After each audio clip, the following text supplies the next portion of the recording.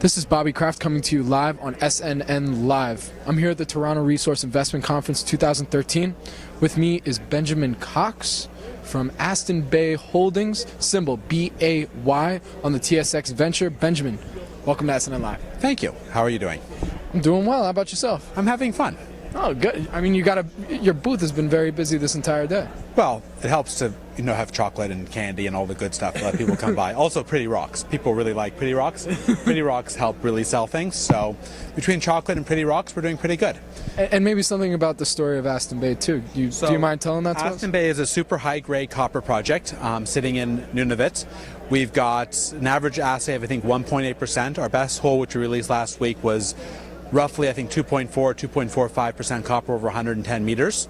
4 to 5 distinct different ore bodies, but on the whole, all starting at surface. There's probably some more stuff at depth. But on the whole, it's a really nice looking project with really great grades. So we're having a lot of fun putting it together.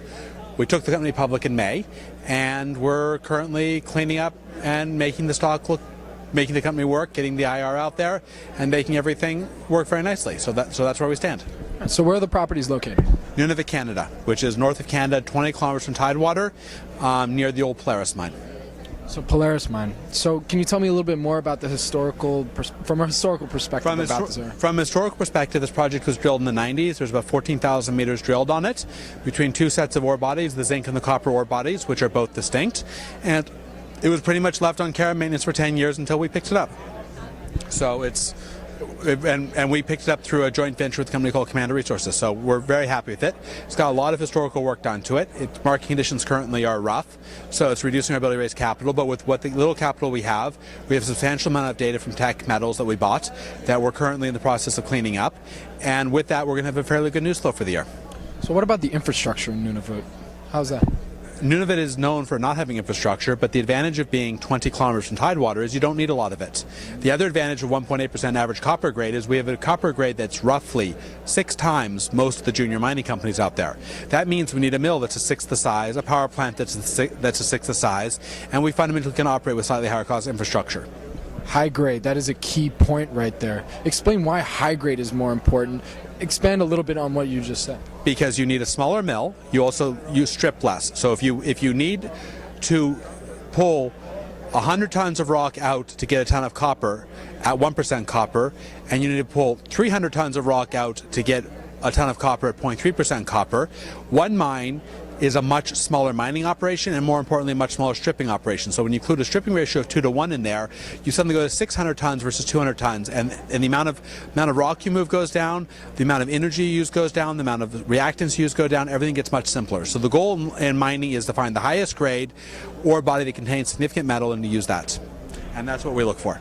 And why base metals? What's in it with copper? People fundamentally need their cell phones. This entire conference would not happen without copper. I'm being interviewed on a system made of copper, and the reality is the Asian world has now starting to build out Western quality infrastructure, and that requires lots of copper. So copper is something we need. And with the average mine grade going down from 0.7 in 95 to about 0.48 in 2010 and going even lower now, we're fundamentally running out of it. So it's one of the few metals that we're running out of that we need a lot of. And what's your background? I'm a finance geek. Finance geek, that's it? Yeah. Worked at D.E. Shaw last, small hedge fund in New York. Before that, ran some juniors, but basically I'm a finance geek. And you came out of, I know you had another venture that you did prior to this as well with, I believe it's called Oren Inc. Well, I still have Oren Inc. So Oren Inc. is our merchant bank, and we use that to help find assets. So we basically use finance geek skills to find assets, including Aston Bay. We work on restructuring those assets and making them viable, and then we go on and do it again. That's our basic business model. So where can my audience go and find more information about Aston Bay or Oren Inc.? Well, Aston Bay is astonbayholdings.com, and Oren Inc. is oreninc.com, ORENINC.com. I don't need to spell it Aston Bay because everyone knows how to spell the car. So what can our investor audience look forward to from Aston Bay for the coming year, finishing up with 2013 and looking forward to 2014? We have a substantial amount of old technical data that we're reprocessing and re-releasing. We're going to be working on seeing what other deals we can get done, and we're basically working on an interesting year. I think it'll be a fascinating year, but the reality is market conditions means that we're going to be very frugal and figure out what we can do on a nickel that accomplishes a dime's worth of work. And that's basically going to be our goal for the year. We'll see what we can get done. And I wish you the best of luck. I hope you do. Thank you, and I hope you have a wonderful year. All right. This has been Bobby Kraft coming to you live on SNN Live at the Toronto Resource Investment Conference 2013. With me again is Benjamin Cox of Aston Bay Holdings, symbol BAY on the TSX Venture. Benjamin, thank you again for coming on SNN Live. Thank you. Well, thank you, Mr. Speaker, and I rise again today once again to speak to a bill in front of us that actually found its way here through the Senate, which is a completely inappropriate way to bring forward legislation. It should have come here first. It should be a government bill in front of us as such, but they chose that pathway. That pathway is one where they can move things through in a fashion and build their case using their witnesses in their Senate, which they're controlling, to take away the real responsibility debate that occurs in this place. And so this bill is once again dealing with Northerners' rights, First Nations rights, under First Nations rights that are constitutionally protected. Actually, Northerners' rights as well, Mr. Speaker, that have constitutional issues attached to them. And I'll go into this in a bit as I go forward. This Bill S6, which amends the Yukon Environmental and Socioeconomic Assessment Act, known as YESA, and the Nunavut Waters and Nunavut Surface Rights Tribunals Act. It's mostly, and we'll be dealing mostly with this bill over the changes to the Yukon Act. The changes to Nunavut Act are very much less profound and simply not controversial to the degree that these changes to the Yukon Act are. There's a high level of opposition to these changes. Mr. Speaker, in September, I was in Whitehorse and conducted a public hearing there on these bills with the assistance of the Yukon NDP through their offices. And standing room only in that meeting room, people wanted to understand what the bills were. We're concerned about the impacts of the bill. Yukoners are sophisticated in their knowledge and understanding of legislative changes. They've been through it to a greater extent than perhaps the other territories. They are a territory which has achieved the highest level of devolution prior to this bill of any of the territories. They are on track with understanding what their rights are and what they see for their future. But there are, of course, the Conservative MP, the Conservative Senator, and the right-wing Yukon Party government who are working together and not listening to the people, not conducting public hearings, not allowing the people of the Yukon a say on this bill. They're doing their stakeholder consultation. They're doing some obligations that they have to First Nations in terms of consultations. But where's the public hearings? Where's the engagement of the public at large? No, they won't do that because they know very well that when they do that, that the real opposition to this bill will coalesce with the First Nations and say no to the bill, no to the changes. Why? Why would people in the Yukon who are concerned about their livelihood and their future be concerned about these changes which the ministers presented as simply ways to increase the economic activity in the Yukon and make things work a little better? There's basically four changes that really upset Yukoners. One of them is providing the Minister of Aboriginal Affairs and Northern Development with the authority to provide binding policy direction to the Yukon Environmental Socioeconomic Assessment Board. This is something that was brought in the NWT, and we had real concerns with it there. In the Yukon, where they've been dealing with a system where they don't have that in place for 10 years, they, of course, are looking at anything like this as an abrogation of their rights and their hard-fought authority over the lands and resources there. Introducing legislative time limits for assessments. That is another issue. I'll bring it up a little bit later. Allowing the Minister of Aboriginal Affairs and Northern Development to delegate any of it or all of their responsibilities to the Yukon government. That's a concern that First Nations really see on the table because, and Yukoners do as well, because what they see there is that we've worked out, in the Yukon, they've worked out an arrangement. They've worked out an arrangement between First Nations and public government. This is very critical to the future of the Yukon territory. I don't think anybody would deny that. That relationship is one that the rest of the provinces are having more and more trouble with every day. With the failure to deal with nation to nation at the provincial level is causing all kinds of grief to all kinds of projects right across this country. So there is concern about how this delegation takes place. Then there's the question of creating broad exemptions from YESA for renewals and amendments of permits and authorizations. People look at that and say, what's going on there? How can we make sure that that's correct? Additionally, these amendments favor the Yukon government over the Yukon First Nations, the other partner in the YESA process. The Council of Yukon First Nations has threatened legal action should this bill become law. YESA was established in 2003 in the fulfillment of an obligation in the Yukon Umbrella Final Agreement, which has settled many First Nations land claims in that territory. In October 2007, the 5-year review of YESA was initiated and was completed in 2012. The findings of this review were never made public. And now I want to just speak about a little. Unlike the provinces, the legislative powers of the territories are determined through federal statute rather than through the Constitution. So what we in the Northwest Territories, Yukon and Nunavut have is what this Parliament gives us.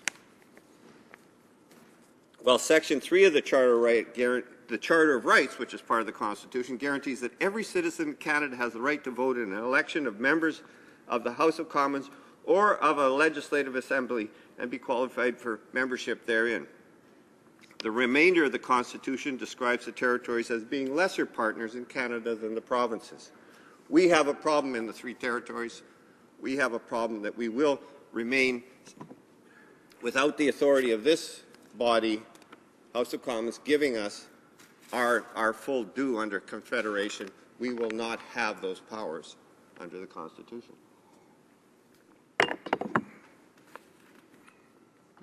Because of the reliance of the federal government to devolve the legislative powers and authorities the province take for granted, it is really unfortunate and duplicitous that the Conservatives are taking away powers through these amendments to the Act 11 years after they were granted.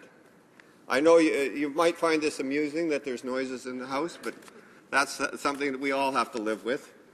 The rumbling of discontent in this country towards this Conservative government far exceeds any noise that I've heard in the House here.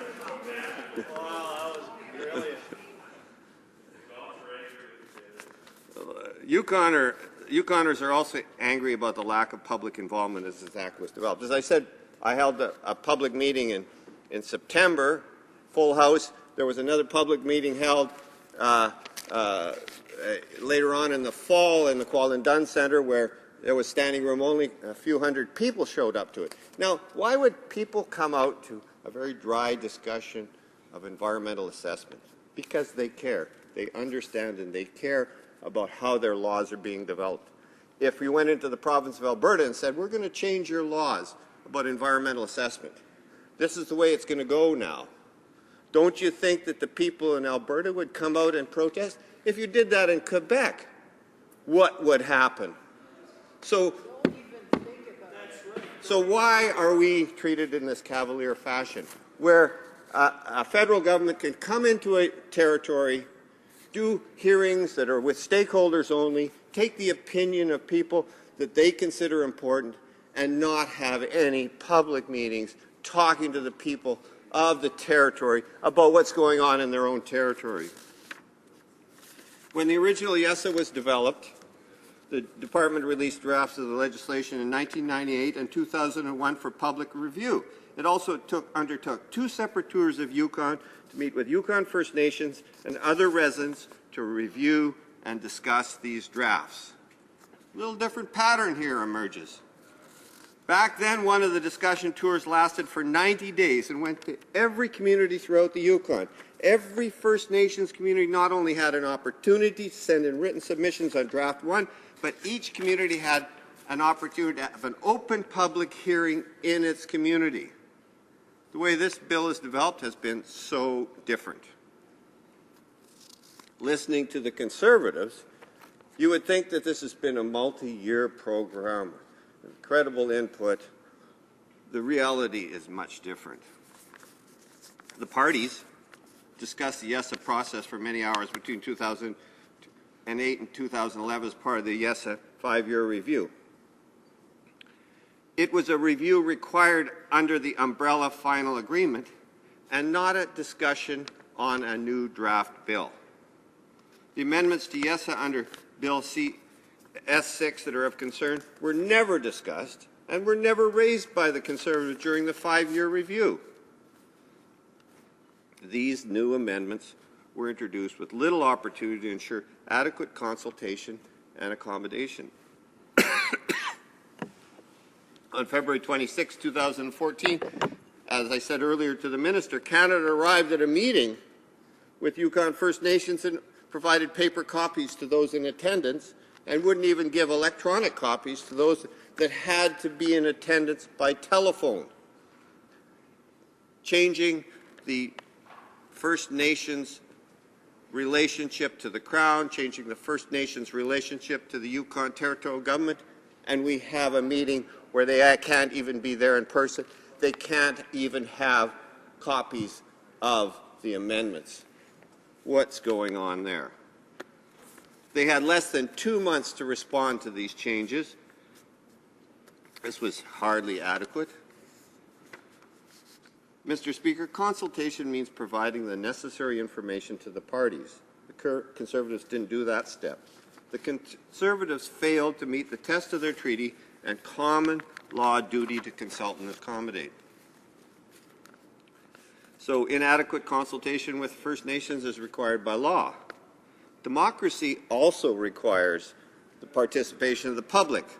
And on that score, the Conservatives and their elected representatives did very little, if perhaps even nothing.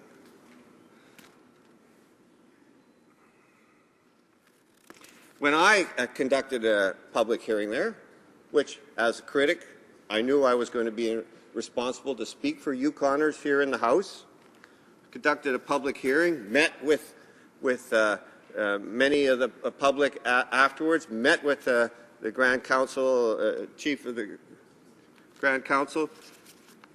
What did we hear? What did I hear?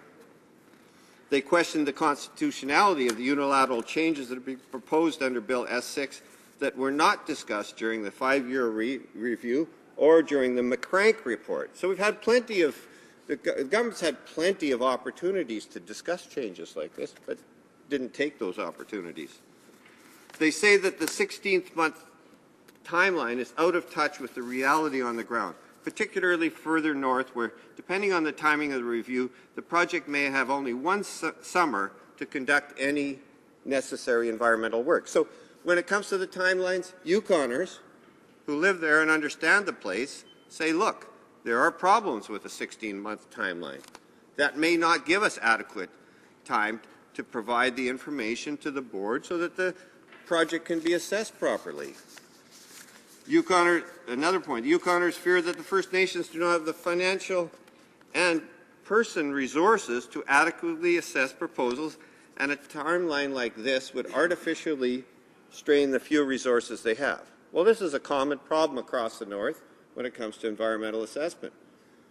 Companies have adequate resources generally. They don't go into the process unless they do. Many times they're large multinational corporations that can bring more to bear on the subject than a First Nations community that may be the most affected by it. Yukoners see these amendments as an attack on Yukoners' democratic rights and the constitutional rights of First Nations. And by ignoring First Nations rights, this bill will create uncertainty in the mining sector, as First Nations will now resort to the courts to protect their interests. So we had a system in place, Mr. Speaker, that was working. There were some changes required. Those changes were discussed. There were 70 amendments to the Act proposed. Many of them could have been done in-house.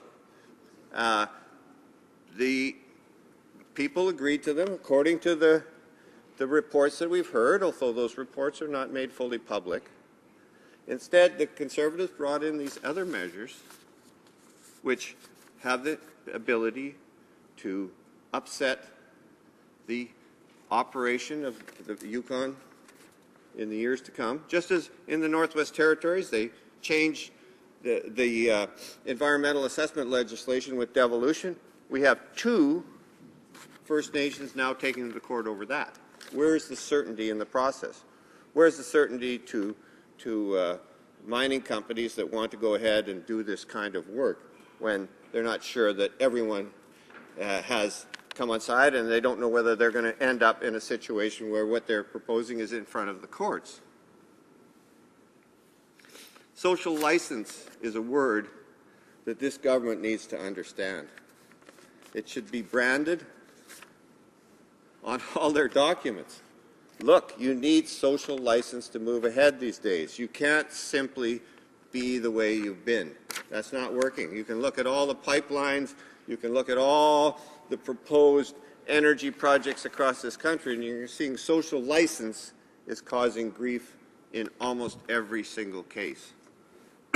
So we had a system in the Yukon that was working, that didn't really needed some minor tweaking. What we've ended up with is a series of changes that take it far beyond the pale. But, Mr. Speaker, I've heard other voices of the Yukon speaking against this bill.